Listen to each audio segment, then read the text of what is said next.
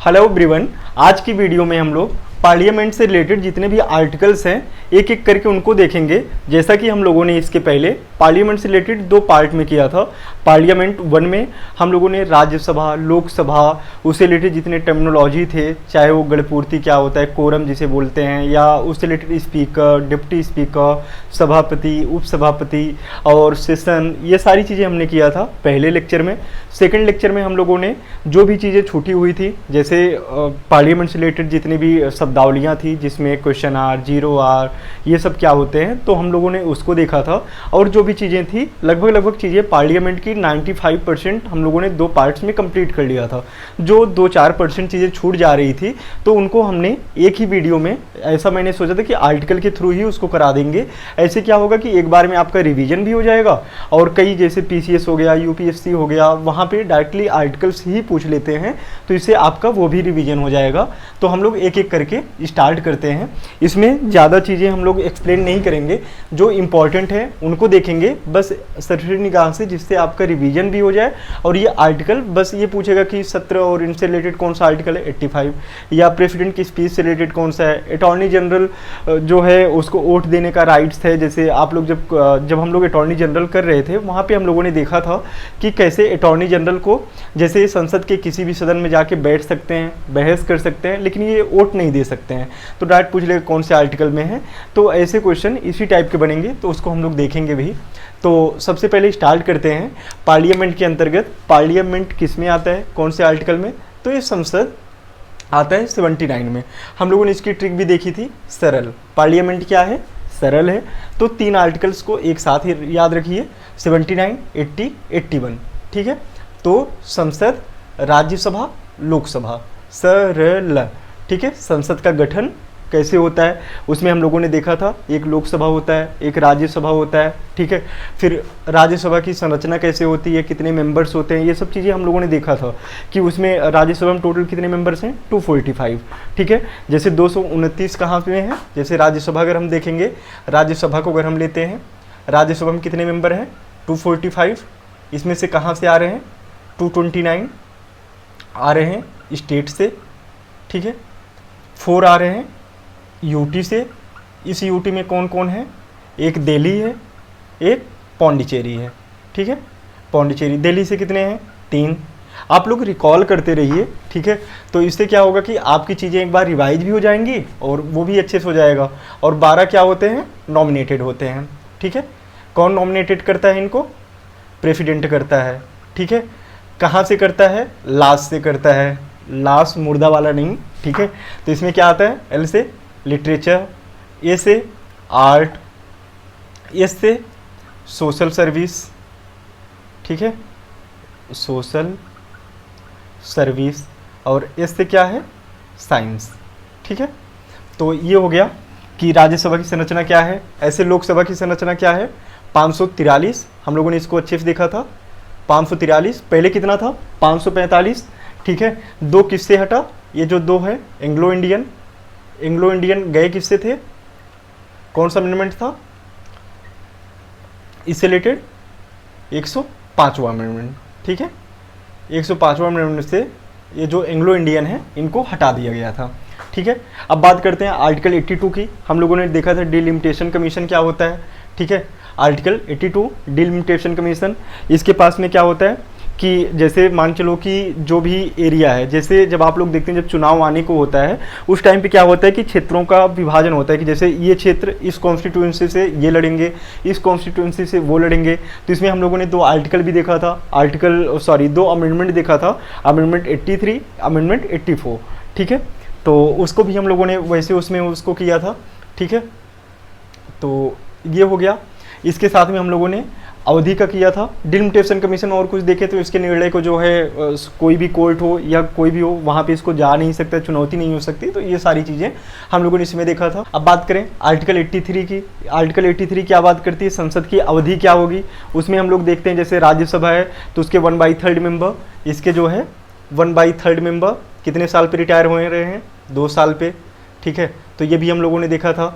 Article 85 क्या बोलता है कि जो सत्र है, सत्र में एडजर्नमेंट, डिसोल्यूशन, ये सब हम लोगों ने किया था। राष्ट्रपति क्या बोलता है, राष्ट्रपति सत्र का, जैसे सत्र को क्या बोलते हैं, सेशन बोलते हैं।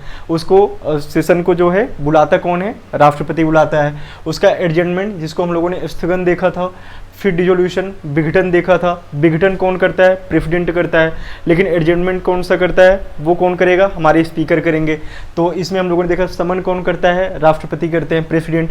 तो तीनों चीज़ कौन करता है, प्रेसिडेंट। सिर्फ एडजर्नमेंट कौन करता है, ये चीज़ ये करते हैं हमारे स्पीकर। ठीक है, तो ये हो गया सत्र से रिलेटेड जो हमारे सेशन है, सेशन आर्टिकल 85। ठीक है, याद कैसे करना है आर्टिकल्स को, पहले एक बार इतना देखते हैं, फिर हम लोग याद कैसे करेंगे इसे भी देख लेते हैं।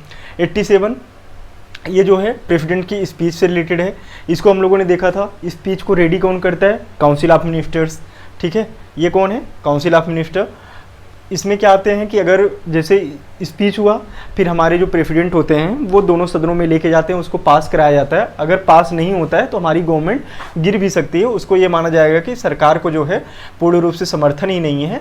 तो इसलिए जो प्रेसिडेंट की स्पीच है, जब बाद में उस पर धन्यवाद प्रस्ताव हम लोगों ने देखा था पार्लियामेंट के अंतर्गत, तो वो चीज़ जो है लेके जाते हैं, तो वो भी उसमें होना जरूरी है। अब बात करते हैं आर्टिकल 88 की बात करें तो इसमें मिनिस्टर और जो अटॉर्नी जनरल हैं इनके क्या रहेंगे। जैसे अटॉर्नी जनरल के बारे में हम लोगों ने पढ़ा था, इनको जो है मंत्रियों के बराबर ही वो होता है। जैसे अगर हम आर्टिकल 105 देखें, जो स्पेशल प्रिविलेज जो हमारे एमपीज को मिले हुए हैं, सेम अटॉर्नी जनरल को मिले हुए हैं।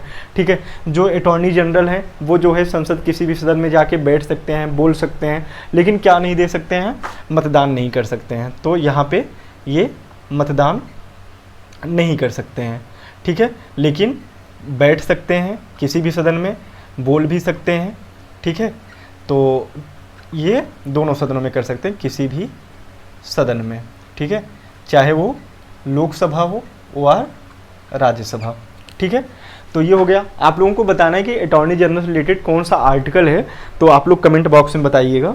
ठीक है, अब इसके बाद बात करते हैं आर्टिकल 89 की। ये किससे रिलेटेड है, सभापति, उपसभापति। ठीक है, जैसे सभापति अभी कौन है, ठीक है, ये भी आप कमेंट में बताओ। उपसभापति कौन है, ये भी कमेंट में बताते रहो। अब आज से क्या होगा, जैसे जब हम लोग रिवीजन कर रहे हैं तो उसमें क्या होगा कि मैं कुछ चीज़ें आपको दूंगा, तो आप लोगों को उसको कमेंट बॉक्स में अच्छे से बताना है विदाउट चीटिंग किए। हाँ, लेकिन चीटिंग इन द सेंस कि आपको नेट पे नहीं जाना है, आपको अपना नोट्स खोलना है। तो उससे क्या होगा कि 2-4 पॉइंट आपको एक्स्ट्रा और भी मिलेंगे, तो ये भी आप लोग वहीं से देख के बताइएगा। आर्टिकल 90 की बात करें तो ये क्या करते हैं कि अगर सभापति उपसभापति की पद रिक्त कैसे होगा, पद त्याग अगर वो देते हैं तो कैसे कितने दिनों में भरा जाएगा, तो ये सब कौन बताता है, आर्टिकल 90 बताता है। आर्टिकल 92 क्या बताएगा, जो भी विचाराधीन, जैसे मान चलो कि इनके लिए कोई संकल्प आया, संकल्प इन द सेंस की राज्यसभा से हटाने का चल रहा है। जैसे आप लोगों ने देखा था कि जो हमारे सभापति होते हैं उनको हटाने की प्रक्रिया कहाँ से स्टार्ट होती है, ये हटाने की प्रक्रिया इनकी स्टार्ट होती है राज्यसभा से। ठीक है, तो ये चीज़ हम लोगों ने देखा था। अब मान चलो कि राज्यसभा में विचाराधीन है, तो उस समय ये पीठासीन का काम नहीं करते हैं। ठीक है, अब ये पीठासीन अगर नहीं है तो फिर वहाँ पे क्या करेंगे कि जैसे हम लोगों ने अभी जैसे आर्टिकल 100 देखेंगे, तो यहाँ पे निर्णायक मत देने का हक स्पीकर और इनको होता है। ठीक है, निर्णायक मत का मतलब ये होता है कि जैसे मान चलो कि इधर 50 मेंबर हैं, इधर 50 मेंबर पक्ष में आए, 50 मेंबर विपक्ष में आए, तो अब वहाँ पे बराबर बराबर हो गए, तो ये निर्णायक मत देते हैं। ठीक है, जिसको कास्टिंग वोट बोलते हैं। ठीक है, तो ये भी, तो उस समय जो है ये पीठासीन नहीं रहेंगे तो कास्टिंग वोट नहीं दे पाएंगे। अब अगर कास्टिंग वोट नहीं देंगे तो यहाँ पे ये अपने पक्ष में या विपक्ष में उसमें ये जो है वोट दे सकते हैं। तो ये जो है यूपीएससी में शायद ये क्वेश्चन आया था, तो आप लोग बस इसको याद रखिएगा। ठीक है, अगर विचाराधीन है तो ये पीठासीन अधिकारी नहीं रहेंगे, यानी कास्टिंग वोट नहीं डाल पाएंगे। अब बात करते हैं 94 की। 94 में सेम वही चीज़ है। अगर 93 देखेंगे यही है, ये सभापति उपसभापति के बारे में बताता है, तो ये क्या बताएगा 93, स्पीकर डिप्टी स्पीकर के बारे में बताएगा। 94 क्या है, ये जो है स्पीकर डिप्टी स्पीकर के पद रिक्त से बारे में बताएगा। अब 3 आर्टिकल उनसे रिलेटेड है, तो अगला 3 आर्टिकल किससे रिलेटेड होगा, वो स्पीकर डिप्टी स्पीकर इनसे होगा। 96 में सेम है। 96 में ये भी पीठासीन नहीं रहेंगे अगर इनके खिलाफ जो है कोई मामला विचाराधीन है या संकल्प विचाराधीन है इनको हटाए जाने का। ठीक है, तो अब एक बार इसको देख लेते हैं, आर्टिकल को याद कैसे करेंगे, फिर इधर आते हैं। 79, 80, 81 आपको याद रहेगा, सरल। ठीक है, तो इससे क्या होगा कि सरल 3 आर्टिकल एक साथ याद रखो, 79, 80, 81। स से संसद, र से राज्यसभा, ल से लोकसभा। बात करते हैं 82 की। ठीक है, तो इसको क्या बोलते हैं, 82। ठीक है। तो इसमें होता क्या है कि जैसे मान चलो कि जैसे अभी इस कॉन्स्टिट्यूंसी से अभी मैं यहाँ पे विधायक हूँ, ठीक है। अब क्या हुआ, डिलिमिटेशन कमीशन का गठन किया गया। अब इसने मेरा क्षेत्र बता दिया कि अब ये क्षेत्र नहीं, आपका दूसरा क्षेत्र है। अब या फिर ये क्षेत्र जहाँ पे मुझे लड़ना था, अब इसको हटा दिए, इसी से थोड़ी दूर पे दूसरा बना दिए। अब वहाँ पे कोई दूसरा मेंबर है, तो मैं अपनी चीज़ें किससे बयां करूँगा, तो बयां ही नहीं कर पाऊँगा, तो एकदम से चुप हो जाते हैं लोग, ऐसा समझो। तो डिलिमिटेशन कमीशन 82 बया, ठीक है। तो बया से याद कर लेना, ठीक है। 83 ये बात करते हैं अवधि की, 3 लेटर से वैसे कर लेना, या तो 2-3 बार इसको करना हो जाएगा। 85 इसमें ए डी दोनों मिलके क्या बन रहे हैं, ए डी। ये जो है अगर कैपिटल लेटर में देखेंगे, ये पहले नंबर पे है, डी चौथे नंबर पे है, दोनों से मिलके 5 बन रहा है, इसलिए किस में जाएगा, 85 में। ये याद करने के तरीके हैं, हो सकता है कि आप और अच्छा तरीका निकाल सके। अगर आपको निकलता है तो आप लोग कमेंट बॉक्स में बताइएगा, लोगों को भी पता चले। जितना ज़्यादा नॉलेज हो उसको शेयर करना चाहिए, ठीक है। तो ये हो गया। अब बात करते हैं 87 की, ठीक है। इसको बोलते हैं 87, ठीक है। तो 87 क्या होता है, प्रेसिडेंट की स्पीच होता है, ठीक है। तो इसको अगर याद करना है, याद कैसे करेंगे, जैसे ऐसे समझो कि प्रेसिडेंट की स्पीच होती है। अगर पार्लियामेंट में देखेंगे, जैसे राहुल गांधी हो गए हमारे, या और अलग अलग पार्टियां हो गई, तो ऐसा होते हैं जैसे वो स्पीच इधर पढ़ रहे हैं, लेकिन जैसे उनको कोई सता रहा है। सता का मतलब सताए जा रहे हैं, यार कितनी देर से पका रहा है, क्या क्या गवर्नमेंट की पॉलिसीज बताएगा, सब गुणगान ही गाए जा रहे हैं, ठीक है। तो वो क्या होगा, सताए जाना। कौन सी स्पीच, सताए जाना, उनको स्पीच लगती है, ठीक है। 88 इसमें टीटी से आप याद कर लेना, सेम वही है 88, ठीक है। टीटी अटॉर्नी जनरल, तो ऐसे कर लेना, ठीक है। 88 एटीटी, ठीक है। अगर इसको अगर 88 का अगर हिंदी में लिखेंगे तो एटीटी वो आ जाएगा उसमें।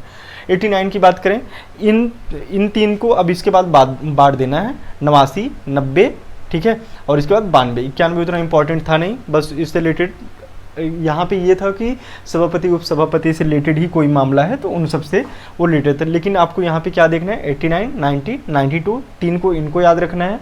इसके बाद 3, 94, 95, 96 किससे रिलेटेड है, वो स्पीकर से और डिप्टी स्पीकर से रिलेटेड है, तो इनको एज इट इज़ ही याद कर लीजिएगा। इसमें जो मोस्ट इंपॉर्टेंट है वो 92 है और 94 है, जो क्वेश्चन आएगा यहीं से आएगा, ठीक है।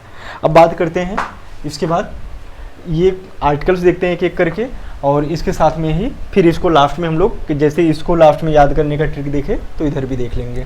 आर्टिकल 100 की बात करें तो ये क्या होता है, कास्टिंग वोट। मैंने बताया कि निर्णायक मत, जैसे कि 50 इधर पड़े 50 इधर पड़े, अब किसी पक्ष में जा भी नहीं रहा है, तो वहाँ पे क्या होगा, जो हमारे स्पीकर होते हैं या जो भी सभापति हैं वो क्या करेंगे, निर्णायक मत देते हैं, कास्टिंग वोट देते हैं, ठीक है। और गणपूर्ति, जैसे हम लोग कोरम देखे थे, ये भी किससे रिलेटेड है, इसी 100 में ही है, निर्णायक मत समझ में आ गया, कास्टिंग वोट, ठीक है। अब इसके बाद अगर 105 देखें, 105 किससे रिलेटेड है, विशेषाधिकार, जिसे क्या बोलते हैं, स्पेशल प्रिविलेज, ठीक है। तो इसमें यह है कि जैसे एमपी हैं उनको 40 दिन पहले गिरफ्तार नहीं कर सकते हैं, ये सब तो हम लोगों ने इसको देखा भी था। और उसके साथ में अगर 108 की बात करें, ये किसकी बात करता है, ज्वाइंट सेशन की बात करता है। इसमें क्या होता है, जैसे ज्वाइंट सीटिंग होती है तो उसमें जैसे हम लोगों ने देखा था कौन से में हो सकता है, संविधान संशोधन में नहीं होगा, मनी बिल में नहीं होगा, ठीक है। तो ये किसकी बात करता है, ज्वाइंट सीटिंग की बात करता है, ठीक है, ज्वाइंट सीटिंग की बात करेगा। तो ये किस में सिर्फ होता है, ये जो हमारे साधारण विधेयक होते हैं, साधारण विधेयक सिर्फ ये उसी में होगा, ठीक है। ये किस में नहीं होगा, मनी बिल में हमने देखा था, और जो हमारे अमेंडमेंट्स हैं, ठीक है, संविधान संशोधन है, ठीक है, अमेंडमेंट, इन दोनों में नहीं होता है। जब अगर साधारण विधेयक पे होगा तो इसमें अगर ज्वाइंट सीटिंग में क्या होता है कि मत जो होगा इसमें इसकी अध्यक्षता कौन करता है, स्पीकर नहीं है, डिप्टी स्पीकर वो भी नहीं है, तो सभापति, तो ऐसे करके वो करेंगे, सॉरी उसके जो सीनियर जो मेंबर्स होंगे वो करेंगे। तो इसके बाद अगर हम इसमें देखें ज्वाइंट सीटिंग में ही, तो इसमें अगर जब कोई बिल आता है तो वो कैसे पास होता है, 2/3 से पास होता नहीं है, तो किससे होगा, साधारण, ठीक है, साधारण बहुमत से, ठीक है। तो इसको याद रखिएगा। अब बात करते हैं आर्टिकल 109 क्या बात करता है, ये जो है मनी बिल से रिलेटेड जो विशेष प्रक्रिया है, प्रक्रिया क्या होगी उससे रिलेटेड बात करता है।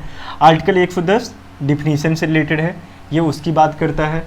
आर्टिकल 111 किसकी बात करेगा, ये करता है, हम लोगों ने प्रेसिडेंट वाले चैप्टर में देखा था, जो प्रेसिडेंट के पास में जैसे कोई विधेयक गया, लोकसभा से पास हो गया, राज्यसभा से पास हो गया, गया ये प्रेसिडेंट के पास में, अब उनके पास में राइट्स है, ठीक है। हम लोगों ने उसमें एब्सोल्यूट वीटो पढ़ा था, तो इस टाइप के सस्पेंसिव वीटो पढ़ा था, ठीक है। तो उसमें क्या होता है कि अब प्रेसिडेंट को अपने पास उसको रखने का है, या फिर उस पर सिग्नेचर करके वापिस करने का है, या उस पर कोई जवाब नहीं देने का है। इस प्रकार के हमने 3 वीटो पढ़े थे, ठीक है। तो किसी विधेयक पर जो है, विधेयक पर क्या करना है क्या नहीं करना है, विधेयक से रिलेटेड जो राइट्स हैं प्रेसिडेंट को, ये बेसिकली उसकी बात करते हैं। उसी में से एक है प्रेसिडेंट वीटो। बार बार क्वेश्चन इसी पे पूछा था, वीटो से रिलेटेड कौन सा आर्टिकल है, इसलिए मैंने इसको यहाँ पे डाल दिया था। अब बात करते हैं आर्टिकल 112 की। एक किसकी बात करता है, वार्षिक वित्तीय विवरण की बात करता है।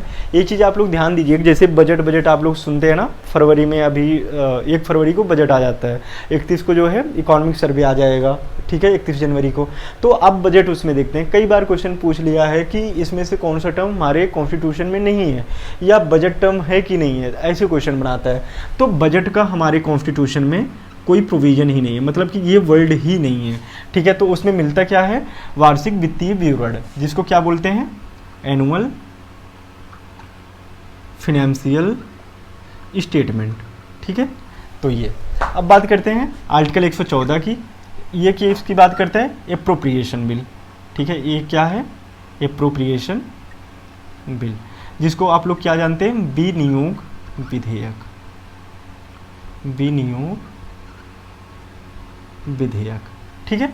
तो इसको भी हम लोगों ने देखा था कि अगर जो है हमारे कंसोलिडेटेड फंड, हम लोगों ने फंड 3 प्रकार का देखा था, कंसोलिडेटेड फंड, ठीक है, इसके साथ में कंटिजेंसी फंड, इसमें हम लोगों ने कंस किससे रिलेटेड था, 266, कंट किससे रिलेटेड था, 267, और 266 एक जो है कंसोलिडेटेड से, अगर 2 को देखें एक किससे रिलेटेड था, पब्लिक अकाउंट, ठीक है। तो ऐसे आप लोग कर सकते हैं, ठीक है। तो अगर कंसोलिडेटेड फंड से अगर कोई पैसे निकालना है तो उसके लिए क्या पारित कराना पड़ेगा, विनियोग विधेयक, एप्रोप्रिएशन बिल, तभी जो है कंसोलिडेटेड फंड से पैसे निकल सकते हैं। और जैसे कि हम लोगों ने देखा था कंटिजेंसी फंड में ऐसा कोई रिक्वायरमेंट नहीं है। अब बात करते हैं 116 किससे रिलेटेड है, ये है वोट ऑन अकाउंट, ठीक है। तो ये 116 उससे रिलेटेड है। बात करते हैं 117, ये वित्त विधेयक से रिलेटेड है। वित्त विधेयक में दोनों टाइप के आते हैं, इसको बेसिकली 2 भाग में बांटते हैं, 1, 2। इसमें क्या होता है कि जैसे जो पहले वाले टाइप का है, ये विधेयक साधारण विधेयक की तरह होता है कि अगर ये आया तो जैसे सेम बिल का प्रोसीजर है, ये उसी तरीके से इसको ट्रीट किया जाएगा।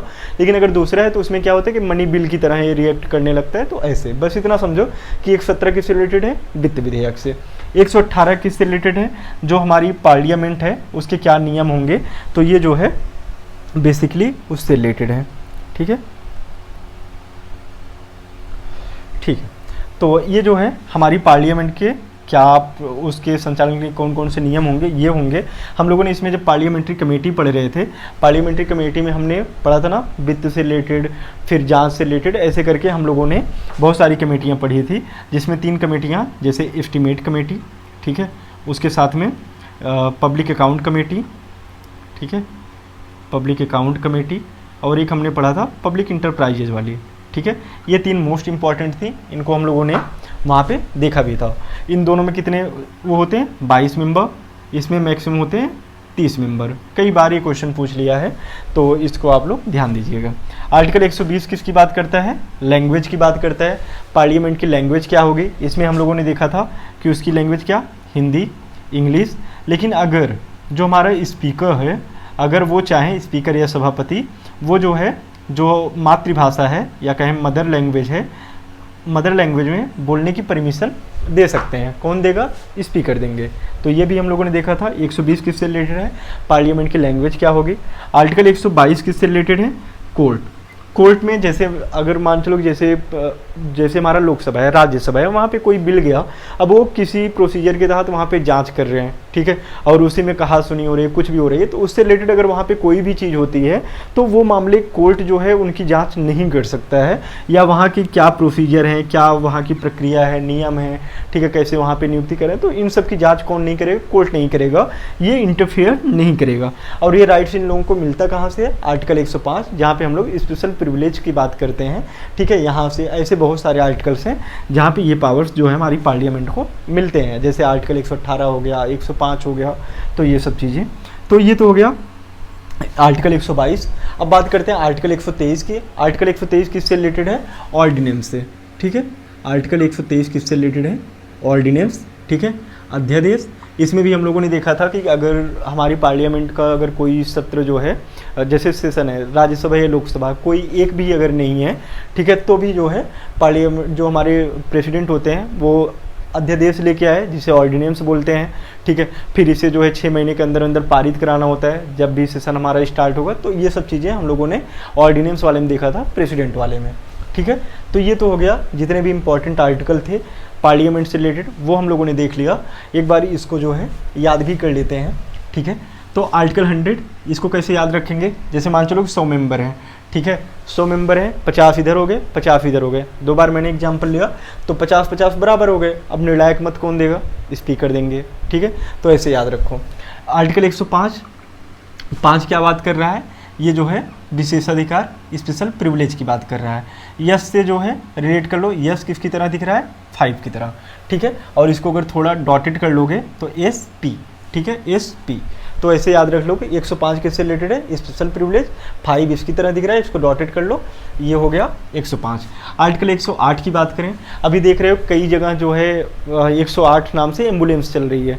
तो एम्बुलेंस अगर वहाँ पे चला रहे हैं 108 से, तो वहाँ पे देखते हो अगर कोई मरीज बैठा है तो उसके साथ में एक लोगों को और बैठा देते हैं, तो ज्वाइंट सीटिंग का दे देते हैं। तो 108 ऐसे आप याद रख लो। 109, 110 ये मनी बिल से रिलेटेड है। 10 से बस ये याद रखना, 10 डिफिनीसन, 10 किससे रिलेटेड है? डिफिनीसन, ठीक है। आर्टिकल 111 एक किससे रिलेटेड है? वीटो का। इसमें आप लोग देखे हैं कि जो हमारे प्रेसिडेंट हैं उनके पास में 3 प्रकार के वीटो की राइट मिलती है वहाँ पे, ठीक है। जैसे पॉकेट वीटो मिलता है, सस्पेंसिव वीटो मिलता है, तो इस प्रकार से एक एक करके 3 वीटो, तो ऐसे याद रख लो। आर्टिकल 112 ये किसकी बात करता है? वार्षिक वित्तीय विवरण की बात करते हैं, बजट की। तो 12 बजट, तो ऐसे आप लोग याद रखिएगा। 114 AB, ठीक है।